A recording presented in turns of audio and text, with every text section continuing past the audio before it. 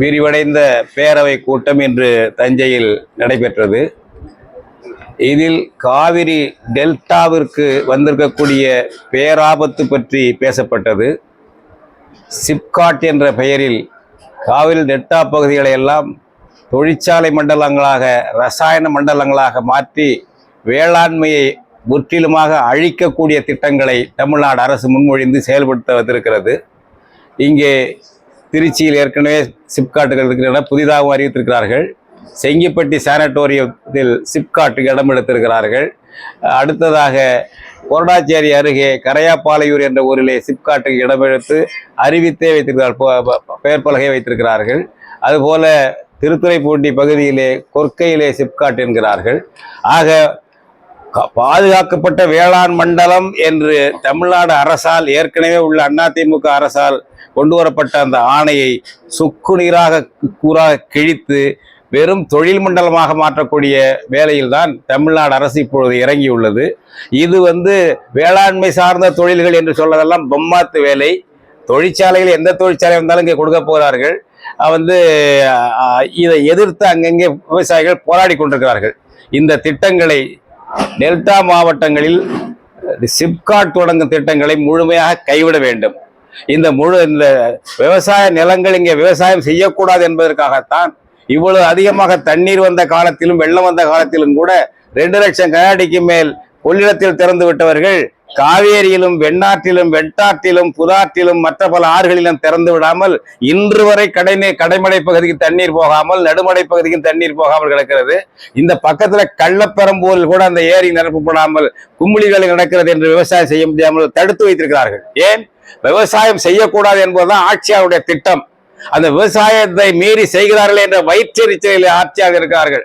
அதனால்தான் இவ்வளவு வெள்ளம் வந்த காலத்தில் தண்ணீர் ஒழுங்கா திறந்து விடவில்லை. இதை எதிர்த்து விவசாயிகளை திரட்டி அங்கங்கே போராடுவது என்று தடுப்பது, சிப்காட் முயற்சிகளை தொடக்கத்திலிருந்தே தடுத்து நிறுத்துவது, சிறைக்கு வேண்டுமானாலும் போவது என்ற சிறை நிரப்பும் போராட்டத்தை நடத்துவது என்ற முடிவை காவிரி உரிமை மீட்பு குழு எடுத்திருக்கிறது.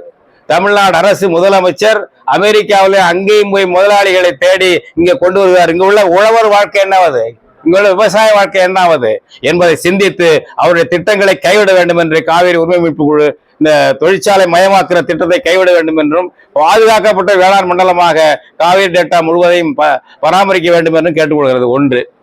இரண்டாவதாக, மேக்கேதாட்டு அணை கட்டினால் காவேரி தண்ணீரை ஒரு சொட்டு விடாமல் தடுத்துவார்கள் கன்னடர்கள். அதுக்காக தான் அவங்க 67 TMC கொண்ட அணையை அங்க கட்டுறாங்க. அதுக்கு மாற்றாக ராசிமணலில் அணை கட்டலாம் என்று நம்முடைய விவசாயிகளே சொல்ல வைத்திருக்கிறார்கள். சில விவசாய அமைப்புகள் டெல்டாவிலே ராசிமணல் அணை கட்டலாம், மேக்கேதாட்டு வேண்டியதில்லை என்று சொல்கிறார்கள். கர்நாடகம் இன்னொரு அணையை கட்டுவதற்கு அனுமதித்தால் அந்த அணையிலும் தண்ணீரை தேக்கி கொண்டு விடமாட்டார்கள்.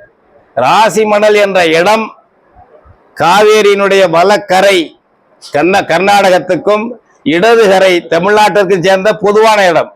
அந்த இடத்துல கர்நாடகத்துக்கும் தமிழ்நாட்டுக்கும் சொந்தமான இடத்துல அணை கட்டினாக்க காவேரியில கர்நாடகத்தின் ஆதிக்கம் தான் இருக்கும். அங்கேயே தண்ணி தர மாட்டார்கள். ஒன்று. இரண்டாவது, காமராஜர் போட்ட திட்டம் என்கிறார்கள்.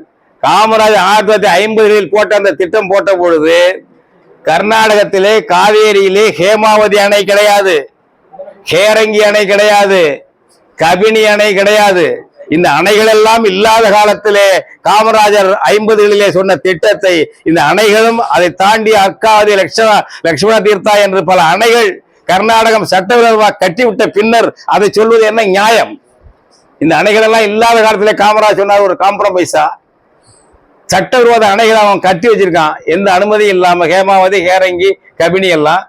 அதன் பிறகு இன்னொரு அணை கட்டுறது என்ன நியாயம்? அதுக்கு காமராஜ் பெயரை பயன்படுத்துவது, காமராஜர் பெயரை சுயநலத்துக்காக தப்பான நோக்கத்துக்கு பயன்படுத்துவதாகும். யார் பயன்படுத்தினாலும் சரி. அடுத்தது, இந்த ராசி மணல் என்பது சமவெளி, அங்கெல்லாம் கட்ட முடியாது. 60 TMC, 63 TMC, 70 TMC தண்ணி தேக்கவே முடியாது. மழை கிடையாது. மேக்கேதாட்டு அவன் சொல்றேன்னா தடுக்கணும். பள்ளத்தாக்குல இருக்கு, 2 பக்கம் மலை இருக்கு. அது கட்டினால் ஒரு சொட்டு தண்ணீர் நமக்கு வராது. எனவே புது அணை எதுவும் கர்நாடகம் கட்டக்கூடாது, அனுமதிக்க கூடாது என்ற விழிப்புணர்ச்சி தமிழர்களுக்கு, தமிழ்நாடு டெல்டா விவசாயிகளுக்கு வேண்டும். அதை எதிர்த்து போராட வேண்டும். ராசிமணல் திட்டத்தை தமிழ்நாட்டிலே சொல்லுவார்கள். அந்த திட்டத்தை கைவிட வேண்டும் என்று உரிமையோடு அன்போடு கேட்டுக்கொள்கிறோம். அது கர்நாடகர்களுக்கு சாதகமானது.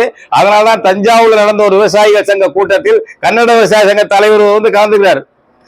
இங்க உள்ள ஒரு விவசாய சங்க தலைவர் கர்நாடகத்தில் போய் பேச போறாராம் ராசிமணல் திட்டம் வேண்டும் என்று. இது சூது சூழ்ச்சி. தயவு செய்து புரிந்து கொண்டு இந்த திட்டத்தை பேசுவதை கைவிடுங்கள் என்று சகோதர விவசாய சங்கங்களை கேட்டுக்கொள்கிறது காவேரி உரிமை மீட்பு குழு. அதுக்கு மேல அதுல ஒன்றும் சொல்வதற்கு இல்லை. நமக்கு இந்த தண்ணீர் 5 ஆண்டுக்கு ஒரு தடவை கடல்ல போய் கலக்க வேண்டும். கடல்ல தண்ணீர் கலக்கவில்லை, உப்பு நீர். இந்த திருவையாறு பக்கத்துல உப்பு நீர் ஆயிடுச்சு, நிலத்தடி நீர்.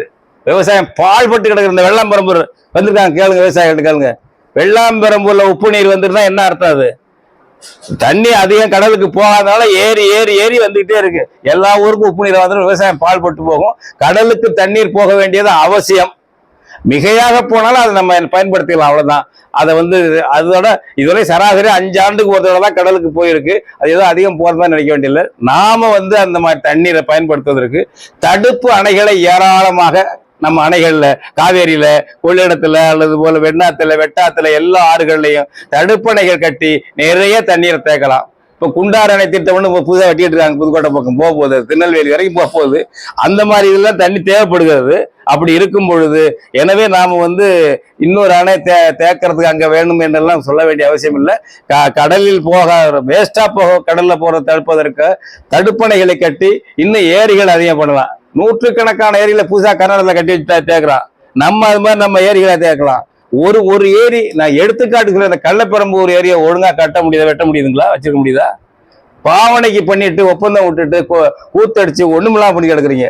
அதை உருப்படியாக செயல்படுத்த வேண்டும் என்று கேட்டுக்கொள்கிறோம். மற்றது இந்த காப்பீட்டு திட்டம் என்பது தனியாருடைய கொள்ளைக்காகவும் விருப்ப விளையாட்டுக்காகவும் விடப்பட்டிருக்கிறது. தனியாற்ற வேளாண் காப்பீட்டு திட்டத்தை விடக்கூடாது. தமிழ்நாடு அரசே எடுத்து செய்யுங்க. தமிழ்நாடு அரசு எடுத்து செய்யுங்க. அதில் பலனை விவசாயி அனுபவிக்கட்டும், தமிழ்நாடு அரசு அனுபவிக்கட்டும். காப்பீட்டு திட்டம் இங்கே ஒழுங்காக செயல்படவே இல்லை. அது கூத்தடிச்சுக்கிட்டு இருக்காங்க. எனவே கைவிட்டு தமிழ்நாடு அரசு எடுக்கணும், தனியாற்ற விடக்கூடாது என்ற கோரிக்கையை நம்ம இங்கே வச்சிருக்கிறோம். இல்லை, அடுத்தடுத்த கட்டத்தில் பார்த்துட்டு தான், இன்னும் ஒன்று தேதி முடிவு பண்ணல. தொடர்ந்து சிப்காட் வந்தால் அந்த போராட்டத்தை நடத்துவோம். அதுல மாற்று கருத்து இல்லை. தேதி இன்னும் முடிவு செய்யல. வேண்டுகோள் விடுறோம் அரசுக்கு. இந்த வேண்டுகோளை மீறி அவங்க சிப்காட்டை தொடக்கணும்னு வந்தாங்கன்னாக்க, ரொம்ப முனைப்பா இருக்காரு தொழில்துறை அமைச்சர் இருக்காருல்ல TRB ராஜா, ரொம்ப முனைப்பா இருக்காரு, கிராமங்களுக்கு போறாரு. அது மாதிரி தொடர்ந்து இருந்தாருன்னா அந்த போராட்டத்தை நாங்கள் நடத்துவோம்.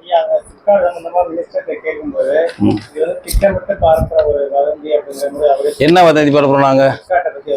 சிப்காட் இல்லையாம, சிப்காட் வரலையாம, சிப்காட் வருதுங்க, அபிஷியலா அறிவிச்சுட்டாங்க. இது பொய்யல்ல. சிப்காட் என்ற பேரிலேயே தொழில் தொழில் மண்டலமாக்குறாங்க. எல்லா கேடுகட்ட தொழிலும், சுற்றுச்சூழல் அழிக்கிற தொழிலும் அதுல வருது. வேளாண் காரிடாருங்கிறதுலாம் பொய். திருச்சியிலிருந்து நாகப்பட்டினம் வரையும் விரிவடைந்த வேளாண் அது என்ன காரிடார், பெருவெளி தடம், தொழில் பெருவெளி உருவாக்க போறான். வேளாண் தொழிலெல்லாம் கிடையாது. எல்லா தொழிலும், எல்லா அழிவு தொழிலும் அங்கே வரப்போகிறது. அதுக்கான வேலைகள் பன்னாட்டு கம்பெனிகளாக செய்கிறாங்க. நம்ம அரசியல்வாதிகள் தான் பன்னாட்டு கம்பெனிகளுடைய முதலாளிகளாக மாறி போயிருக்கிறதுனால அவங்களுக்குள்ள ஒரு சகோதர உறவு இருக்கு. விவசாயியை அழிக்க நினைக்கிறார்கள். எல்லாரும் இதுல கட்சி வேறுபாடு பார்க்காம நின்னா தான் விவசாயத்தை பாதுகாக்க முடியும். விவசாயம் அழிந்தால் கிராமங்கள் அழியும். கிராமங்கள் அழிந்தால் தமிழர் தாயகம் தமிழ்நாடு என்ற அந்த உரிமையும் அழியும். அந்த எச்சரிக்கையோடு எல்லாரும் இறங்கி போராடணும். காவேரி உரிமை மீட்பு குழு காவிரி உரிமை மீட்பு, காவிரி தொடர்பான போராட்டங்களை தொடர்ந்து நடத்தி வருகிறது. பல்வேறு முன்னேற்றங்கள், பல்வேறு இதெல்லாம் சந்திச்சு வந்துகிட்டு இருக்கு. அது மேலும் விவசாயிகள் தொடர்பான எல்லா பிரச்சனைகளிலும் தலையிட்டு விவசாயிகளுக்கும் வேளாண்மைக்கும் உதவி செய்யக்கூடிய வகையிலே பணியாற்றுவது, முழு அளவில் உழவர்களுக்கான அமைப்பாகவும் காவேரி உரிமை மீட்பு குழு எல்லா பணிகளுக்கும் செயல்படுவது என்று முடிவு செய்யப்பட்டிருக்கு. அதற்கான நிர்வாக குழு, போக்குவரத்து எல்லாம் அமைக்கப்பட இருக்கிறது. அந்த முடிவும் இன்றைக்கு எடுக்கப்பட்டிருக்கிறது. ராசிமணல் அணை திட்டம் என்பது நடைமுறைக்கு வராத ஒன்று. அது 2 மாநிலங்களும், ஒரு பக்கம் வலது கரையில் கர்நாடகா இருக்கு, இடது கரையில் தமிழ்நாடு இருக்கிறது. அதை நாம் எதிர்த்து கொண்டிருப்போம். அதை சில பேர் ஆதரிப்பார்கள் தமிழ்நாட்டில். இந்த சந்தடி சாக்கில் மேக்கேதாட்டு அணையை கட்டிவிடலாம் என்பது கர்நாடக அரசின் சூழ்ச்சி. அந்த சூழ்ச்சிக்கு தமிழ்நாட்டிலே சில விவசாய சங்கங்கள் பலியாவது நமக்கு வேதனையாக இருக்கிறது. கண்டனத்தை தெரிவித்துக் கொள்கிறோம். அது சூழ்ச்சி. நாம ராசிமணல் வேணுமா வேண்டாமான்னு பேசிக்கிட்டு இருப்போம். மேற்கேத்தாட்டு வேலை நடந்துட்டு இருக்காங்க. தமிழ்நாடு அரசு ஒரு குழு அனுப்பி பாருங்க மேற்கேத்தாட்டு வேலை என்னன்னு பல தடவை கேட்டுக்கிட்டு இருக்கோம். போக மறுக்குது தமிழ்நாடு அரசு. மறைமுகமாக மேற்கேத்தாட்டுக்கு நீங்க ஆதரவா இருக்கீங்களா தமிழ்நாட்டு ஆட்சியாளர்கள் என்ற கேள்விகளும் இருக்கின்றன. நீராற்றல் துறைக்கு நீர்வளத்துறைக்கு பொறுப்பாக இருக்கக்கூடிய அமைச்சர் துரைமுருகன் இதெல்லாம் கவலைப்பட மாட்டாரு. அவர் நையாண்டி நக்கல்களை உருவாக்கி கொண்டு பேசுவதுதான் அவருடைய வேலையா இருக்கிறது. கடைசியில் நம்ம எல்லாத்தையும் இழந்துரும் போல இருக்கு. இவ்வாறான பல செய்திகளை, பல சிக்கல்களுக்கு விடை கிடைக்கக்கூடிய செய்திகளை தமிழர் நோட்டம் வலையொலியில் வெளிப்படுத்தி வருகிறோம். இது தற்சார்பாக செயல்படுவதற்கு நிதி தேவைப்படுகிறது. இந்த நிதியை நம்முடைய மக்களாகிய நீங்கள் தான், இளையோரும் பெரியோரும் நண்பர்களும் தோழர்களும் சான்றோரும் நீங்கள் உங்களால் இயன்ற அளவு என்ன இயலுமோ அந்த நிதியை வழங்குமாறு அன்போடும் உரிமையோடும் கேட்டுக்கொள்கிறேன். உங்களுக்கு நன்றி உணர்வோடும் பொறுப்புணர்வோடும் தமிழர்கள் நோட்டம் செயல்படும் என்பதை உறுதி தெரிவித்துக் கொள்கிறேன். நன்றி, வணக்கம்.